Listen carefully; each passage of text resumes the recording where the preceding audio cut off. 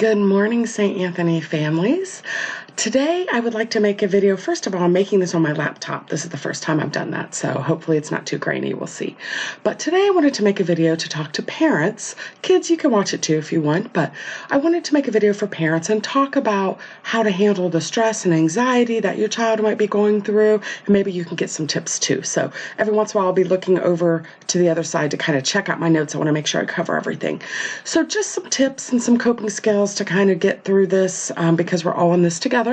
And as parents, you are an extremely important part of helping your child cope. Parents, guardians, grandparents, whoever is kind of around your child. So the first thing I want to say is please take care of your own mental health.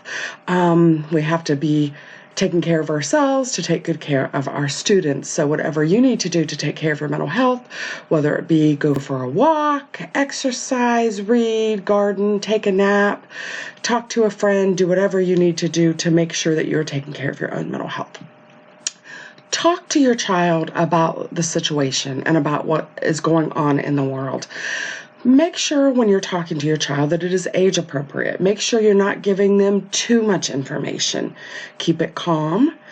Make sure you tell them the facts, but make sure that it is in a calm, age-appropriate way. We don't want to scare our students and our children with thinking, knowing too much information, knowing information they can't process. Remember, kids process things on a different level than we do, and older kids process things different than younger kids. So we need to make sure we're sharing things in an age-appropriate manner.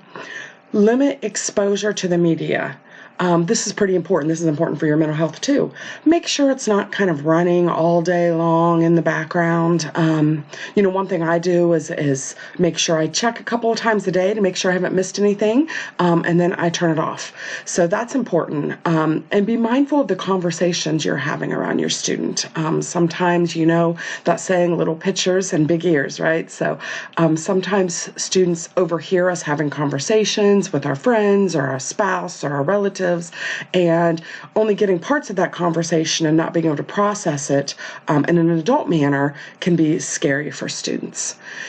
Encourage expressive activities. Children process their emotions and their feelings through play, through art, through those type of things. So whatever you can do to encourage expressive activities, that would be really helpful for your child. Imaginative play is great. Playing with dolls and Legos and drawing and painting, getting out in the yard and digging in the dirt. Those are all ways that kids can kind of process and handle their feelings. So I really encourage that. Create and maintain a structured environment. This is very important. Kids really thrive with structure and routine. I know that is super hard to ask right now. You're probably trying to maintain a work schedule, and now you're a teacher as well, and there are financial stress, and there's emotional stress, and there's all kinds of different stressors. But a structured environment really helps kids to feel like they're in control, like they're taken care of, and it really helps them to thrive better, and it maintains a sense of calm for them.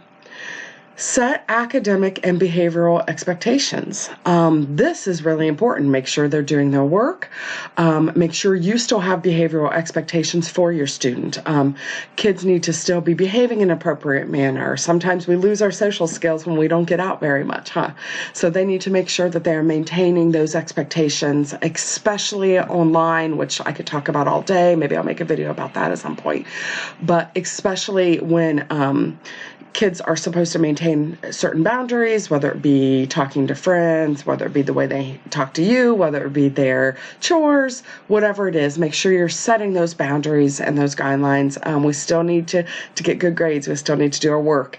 So make sure you are encouraging that. Spending time, quality time with your kids is important. I know it's hard to fit everything in, even if you can just get some time every day. Use that time to check in with them. How are you doing? How are you feeling? How are things going for you? How are your friends doing? How's everybody handling things? I think that's important. And sometimes with boys especially, it's more useful to do these things when you're doing something active, like maybe you're out going for a walk, maybe you're shooting some baskets, maybe you're doing something like that.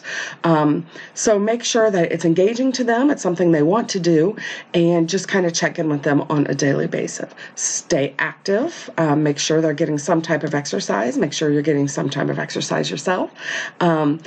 Any type of activity has been proven to help with depression and anxiety, so I can't encourage that enough. Make sure you stay active.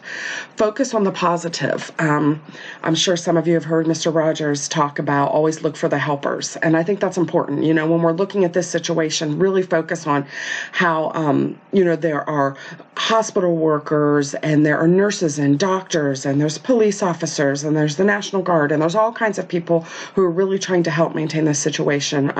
The teachers at our buildings, right, and our principal and Father Greg, everybody is really pitching in and doing what they can to make sure that this is feels safe and feels healthy for students. So always focus on the helpers when you can. Model an appropriate response. I know this can be hard. I know it's, you know, really difficult not to just like freak out and kind of lose it every once in a while as a parent or a guardian, but try to maintain your sense of calm, especially when you're talking with students. Kids will read our emotions, and then they will base their emotions on what they see from their grownups, right? From their trusted adults. So it's important to make sure that we are being calm, that we are maintaining, you know, ourselves and our emotions to help our students so they can maintain their emotions as well. And as I said before, please, please, please take care of yourself. Take care of your own mental health. Do whatever you need to do to make sure that you are taking care of yourself. As always, please reach out to me, reach out to Mr. Lamb, reach out to our principal, to our teachers, and we are praying for you, and we miss you, and we will see you soon. Bye.